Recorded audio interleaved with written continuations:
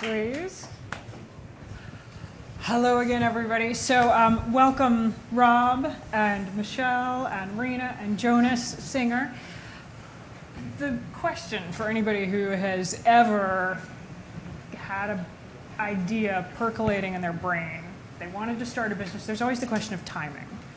When is the moment to jump in? And I was interested to read news on this front that comes from your group, the Kauffman Foundation. This year, 2015, marks the first time since the recession that startup activity has been on the rise. Not just that, not just on the rise, but soaring.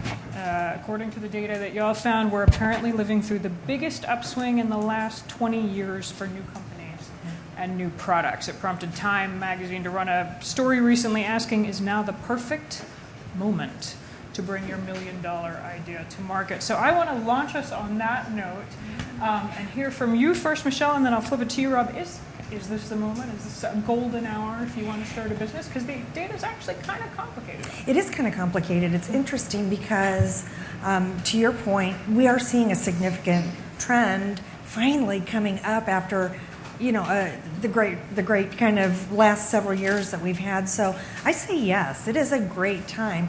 But in also some studies that we're seeing record numbers of older people starting businesses and not as many millennials. Why? I think it's complicated, but I think one of the areas is some of the millennials are saddled with so much debt, student loan debt and things like that. But I would say that it has never really been a better time to start a business. So many resources available and so much support out there for people that are looking to really make that plunge. So yeah.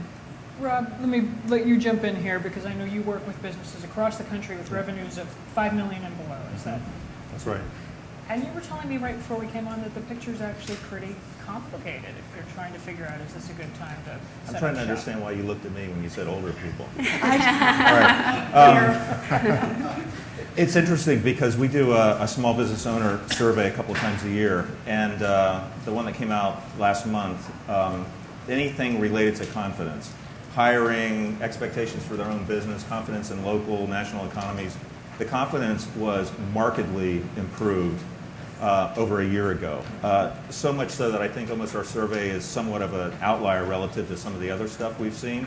So on that basis alone, it would suggest that there's more momentum and there's more enthusiasm about getting into business. The critics would say, well, this recovery is kind of getting long in the tooth, and it's inevitable we're going to have a recession at some point. I would just tell you that the tools that we talked about absolutely, I think, enable people to get up and running, and these folks would know better than me, but up and running faster than where we were 10 and 20 years ago. But it's not without risk. There's, it takes a lot of hard work. And I want to get to your stories in a minute because I know you two have been through this quite recently in terms of getting a business up and running. But first let me broaden it out and ask, is the challenge different if you're talking about starting a company, day one, as opposed to growing a company? You've started and now you're trying to figure out how you scale up. Does that moment tend to align, or are the challenges different, Michele? I think the challenges are different. I mean, for startup, there's a lot of, like I said, a lot of resources out there that can help people determine if their ideas have feasibility, and then taking that and saying if it's feasible, yes, I can go ahead and kind of put my plan together.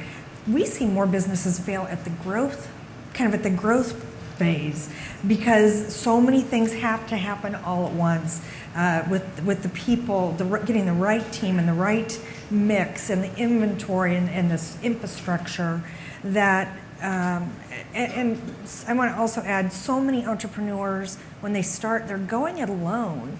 And that's okay for a little bit, but when you're growing, you really need more. And that's where I think some people sometimes trip up. We should mention for people who don't know what Kauffman FastTrac is, it's a network of advisors helping companies around the world try to figure out how to start, how to scale, all of this. Robb, weigh in on this. Challenge is different. Is this the right moment to scale your company, to grow big?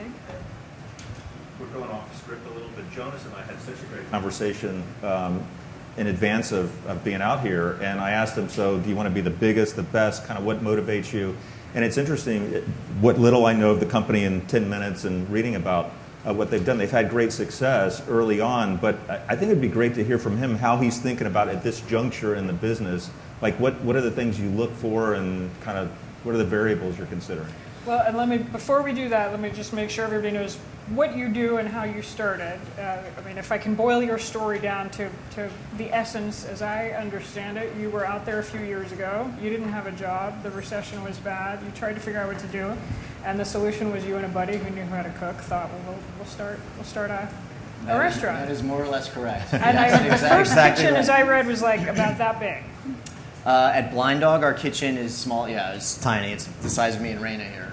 And then, we opened we found a kitchen and opened a facility and opened it up to our friends and then started solving small business challenges. And that's really how Union Kitchen came to exist. I mean, the idea was that you needed a bigger kitchen, but the leap from where you and Reina are to what was available was like tens of thousands of square feet and tens of thousands of dollars in rent. Yeah, I think it's month, hard. And there was no middle ground. Yeah, so, I mean, I think there's not smooth growth paths for a lot of small businesses. I think at the time and still there are a lot of acute challenges, whether it's real estate issues or cash crunch issues, or in many cases just making the knowledge and information accessible to folks. And I think what we really managed to figure out were what were the most acute challenges that businesses were facing and how could we open up those bottlenecks by finding solutions that were accessible to folks and scaling it across a number of local businesses. And the solution you found was a big space, way bigger than you needed, but if you brought all your buddies in who had a dream of having a food court or a restaurant or a bakery or whatever, and you shared, it made sense financially. Yeah, and I think the important thing for us, now that I'm responsible for messaging our business now, is that we're far more than just a kitchen. I think the physical edifice is obviously critical, and a lot of things come down to the physical resources and the real estate you have. But hopefully, what has fueled our growth has been our ability to see the bigger picture on behalf of everyone that we work with and represent, in terms of understanding what's coming down the pike for these businesses, in terms of identifying sales, growing their logistics, improving their marketing and branding, hiring and firing issues, things of that nature, and trying to find solutions for those things before a lot of people hit that bottleneck, so that when they got there, the trail was already blazed. You talk about, and I'm just about to want to bring Reina into this as well, but I've heard you talk about that it's not just about producing the food and having a space, but also just all of these questions that you had, in terms of how do you deal with a food inspection? How do you get licensing? How do you get the food once you've cooked it to where it needs to be, and pooling, delivery, and all of those things have been critical to it. I mean, I think what we've learned, and now we're 4 years in, and we'll soon hopefully blow by Robb's 5 million number, which is exciting. But there's still a lot more questions than there are answers, and I think for us, what has allowed us to be successful to whatever degree we are is that we're not intimidated by the questions. I think in fact we're more inspired by the question than the answer. And my parents are both scientists, and I think we believe in the scientific method. And Coughlin's parents are doctors, and try a lot of different answers and see what works best, and be emboldened and excited by the things you don't know, because it's going to give you opportunities to learn more and to be better. And I think that's given us a comparative and competitive advantage because we are really broadening our understanding of how lots of businesses operate. We're acquiring a lot of new skills, but we're also doing lots of new things every day, and I don't see that changing anytime soon, because I imagine that no matter what phase of business you're at, you're always dealing with a new conquest. Mark Zuckerberg's going to have to figure out how to give away $44 billion. Like, he's never done that before. So there's always a new problem to solve. Those are problems we wish we all had. Yes, it is. Reina, you started a very different type of business in D.C. Now, you first did a Pilates class because you hurt your foot running. Is that right? That's correct, and that was when I was in graduate school, and then I decided I was going to teach Pilates for a little bit before I found my real job, and here I am 15 years later still in the industry. And I gather when you started, you couldn't have been much smaller. You were a staff of one, and you were It was just me. I did everything from answer the phone to teach the classes to clean the toilets. Wow. Yeah. And when you think back on those days, they were very rewarding days, but I feel like much more challenging than today. Now it's about managing people, and the skills that I learned in those days help me now. But I'm happy to be where I am, to have a support staff and a little bit more flexibility, and I'm not chained to the business day in, day out. And in terms of the business, I mean, where you are is you've got 3 Pilates studios in the D.C. area. We have 4 in the D.C. area. Yeah. And I knew you just opened one. We opened 2 weeks ago in Denver, Colorado. So we'll see how that goes. Yeah, there's been a couple of phases of growth. 4 years ago, I began my first expansion, and at that time I opened the first 2 studios kind of simultaneously. And I realized that since I'm in the service industry, the training of the instructors was the one thing that wasn't consistent. Okay. So we had to slow down our growth to be able to bring the training in-house. And it took us about 2 years to develop a training program, and now we train all of our instructors just to maintain the consistency. I could have gone out and opened 5 more studios because our classes were full, but if you don't put out a good product, they wouldn't be full for very long. So it took us till now, and we opened a studio in McLean, Virginia in August, and then last week we opened, or 2 weeks ago we opened in Denver with a training program that's proven success over the past 2.5 years. So it's Talk about, I know you're only a couple weeks into being open in Colorado, but I am guessing that for an entrepreneur, that must be such a pivotal moment. The first time you open a remote location that you can't just go check on every day and see if they're keeping it clean and answering the phone. Very true. I mean, we were supposed to open in September, but true to form with any construction process, it gets pushed. And I think the least ideal time possible on the schedule would be to open it Friday before Thanksgiving. And we did it. So we'll see. I mean, it'll be slow until January, but that actually has been a blessing in disguise because there have been some technology kinks that have to be worked out when you're maintaining 2 schedules, one on Eastern Standard Time and one on Mountain Time. There are some, if we had 100 clients coming through the door, we would probably make 75 of them mad right now. Fortunately, we can keep contact with the people that are coming in, fix the technology issues, and be prepared for January. So I think for me, I'm looking at the silver lining in it. So it is scary, especially entrepreneurs in my personality type in general. I like to be in control of things. So it's a good test for me just to let it run and see.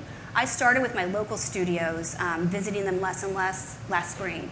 Whereas I used to be every studio 2 or 3 times a week, if not more, just to make sure that the cleaning lady's doing her job or whatever. And we found that certain things do fall through the cracks, and we have come up with systems to try to mitigate that.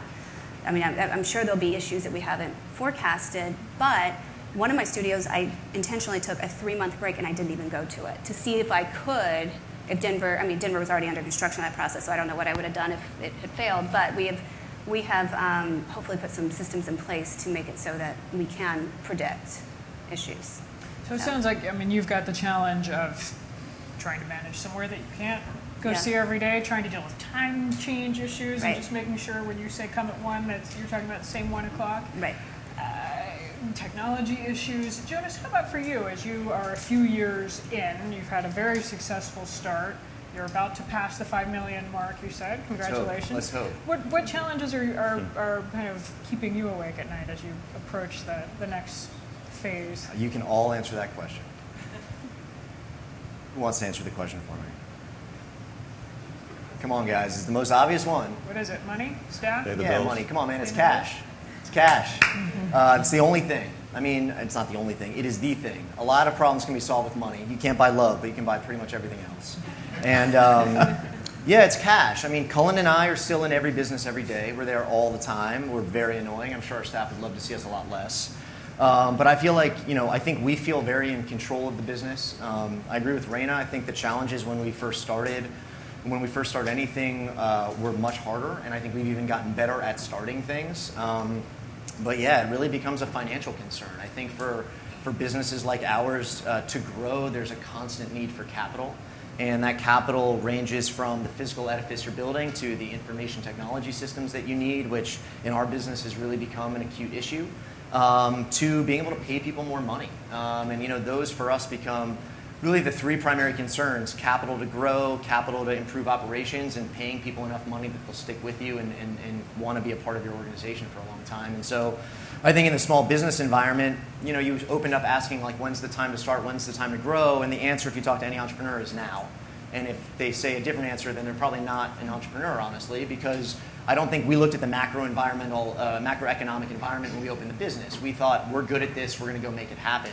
And I think as we've grown, we did get lucky in the sense that we managed to access capital at a time when most people were not able to. But with changes in the Fed open window rate and just terrorism and all of these things, yeah, it's very concerning that the cash won't be there when you need it to grow your business, to meet payroll, to do those things. And that is certainly the thing we wake up thinking about and go to sleep thinking about. Rob, access to credit is your line of work. Weigh in on this concern. It's the biggest single challenge facing somebody wanting to start up, somebody wanting to scale. What's your advice to a company that's trying to take this next step? Well, it's what do they need to tell be you friends to with Zuckerberg. get that? his daughter is more expensive than mine, apparently. It's going to depend on where they are in their life cycle, right? And I think there's a common misconception that startups have have to access traditional bank credit, and the reality is we don't get paid to get those kind of returns, right? We've got to be right most of the time, and so we've got to make good bets. And so if companies get that seed capital or whatever, and one of the things I think that until recently has really hurt capital formation or small business formation is the sources that put businesses in business before the recession, a lot of them dried up. So friends and family, right? Money in your home, multiple credit cards. But that has come back. I think that's contributed to more startups. But clearly, as that business gets to a point where they need to grow, they hopefully will be in a position to get more traditional sources of capital. I mean, you asked the question, what do we look for? It's pretty basic. We look for the ability for somebody to repay us. Right. I mean, but not really collateral. We love collateral, make no mistake, but we're looking at cash flow. To your point, I'm going to call you tomorrow. I'm going to hold you to this. Right, but that's I the back, deal. Don't have collateral. And we learned as an industry, and we were certainly part of this, that it doesn't help small businesses, it doesn't help our investors, it doesn't help us, it doesn't help jobs, it doesn't help the economy if we make loans that don't get repaid. Yeah. So at the end of the day, we're going to look at, do they know what they're doing? Do they have enthusiasm? Here's what I see, and this is what I love about my business. You heard confidence, you heard optimism, even when you have challenges. They saw in the challenge, they see an opportunity, the scientist thing, the silver lining. That's why it's great to go out and get to meet these folks every day. But that doesn't make them necessarily great operators.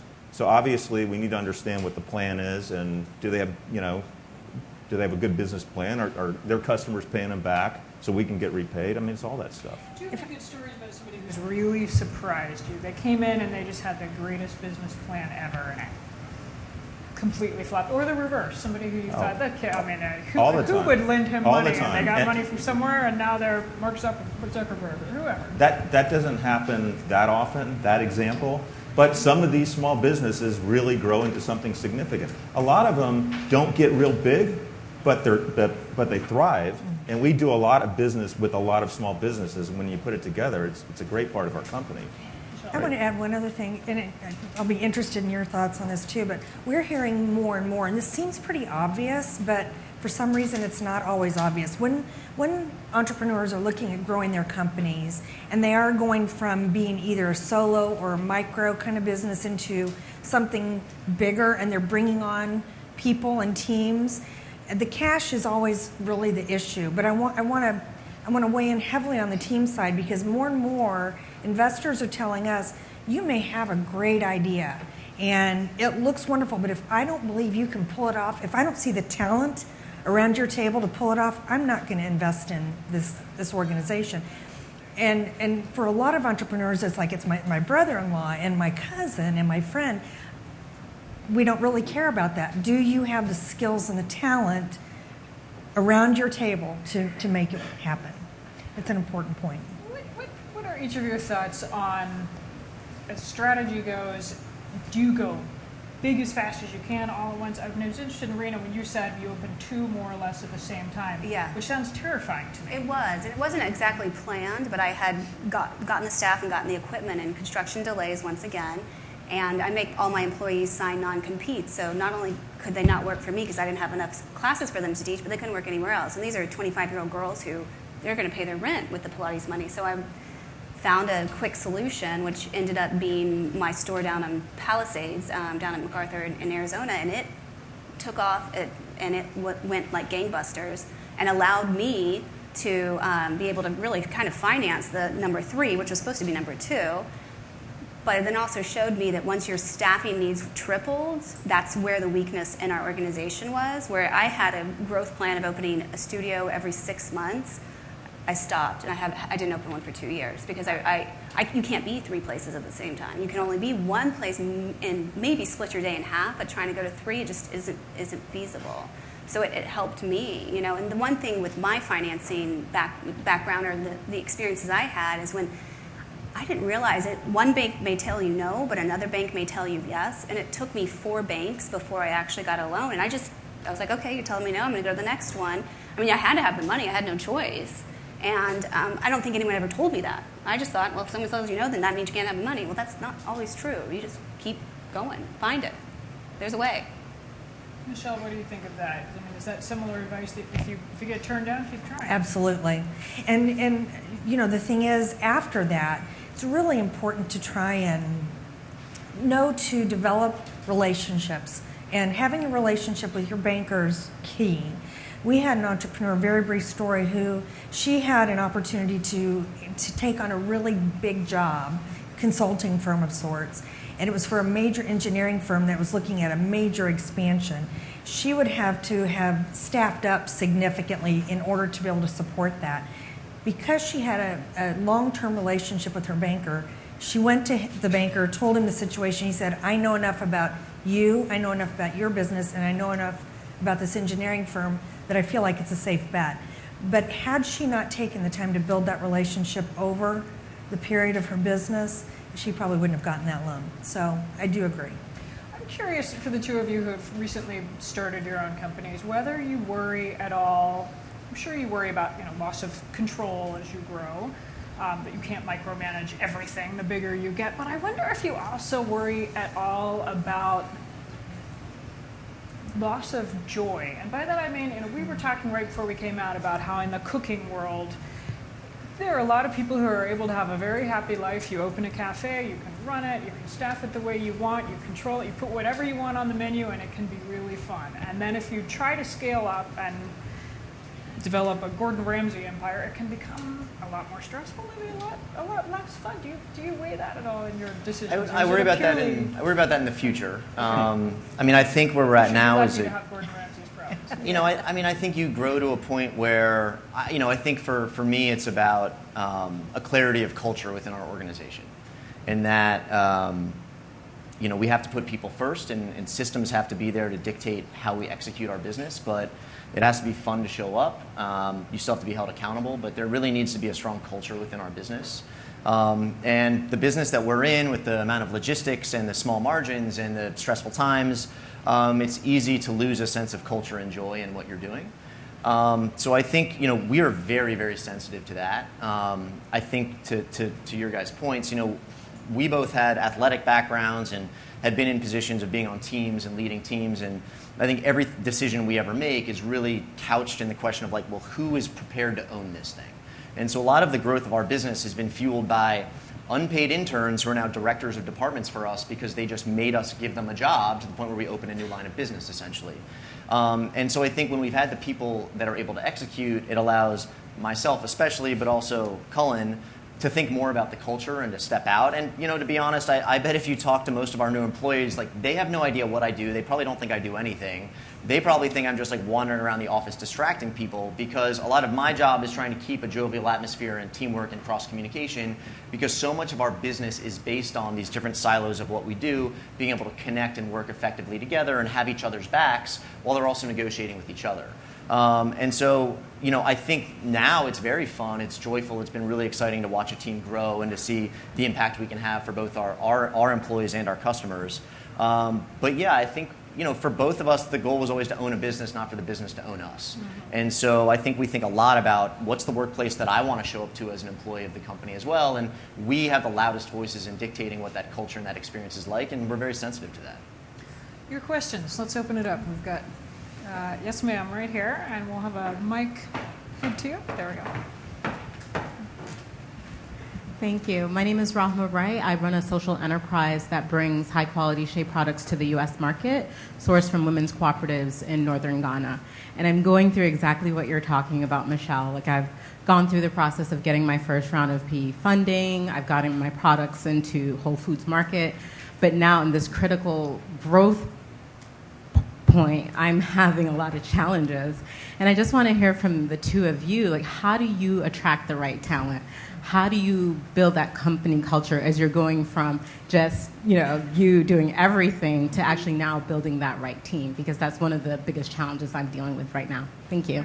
How do you get a good staff, Reina? Well, for me, most of my staff comes in as clients, and then they work their way up and either become instructors or part of our administrative staff.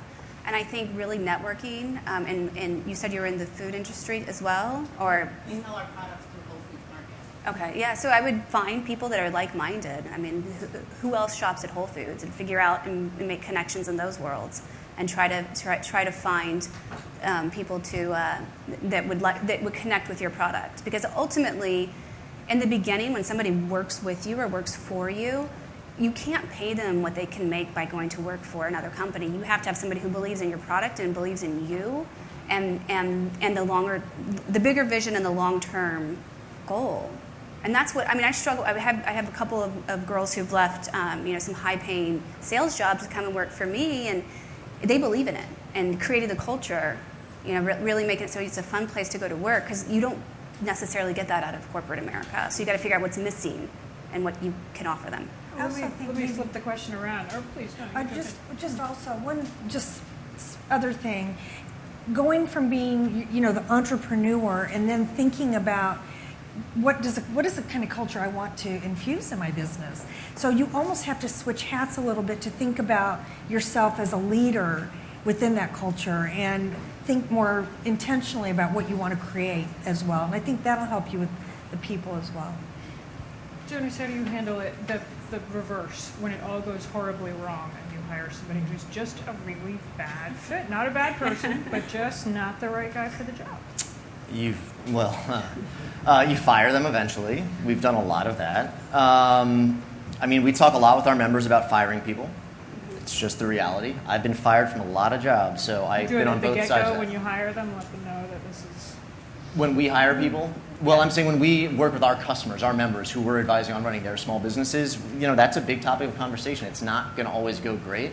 I think when we are dealing with, what I would say to answer your question is we tend to have a very open door policy, meaning we have a lot of people who email us and say, love what you're doing, I'd love to come work for you.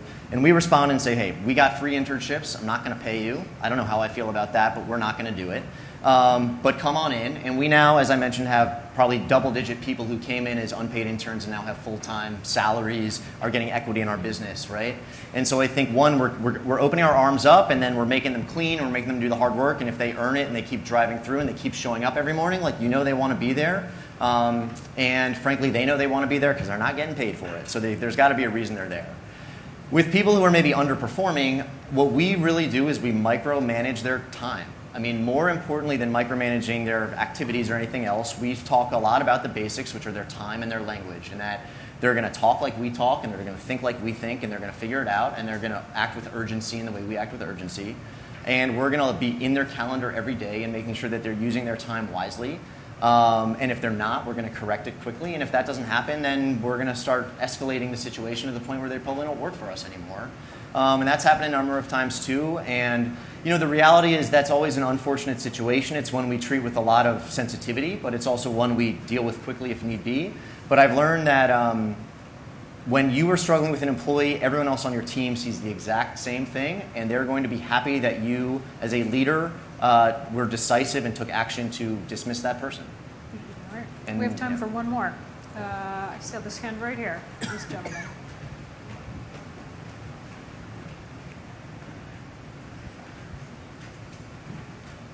Paul Betancourt with NFIB. Thank you guys for speaking with us today. Now I know we've talked a lot about businesses growing, and I know that a lot of regulations have an employee threshold, from the DC paid sick leave law to the federal health care.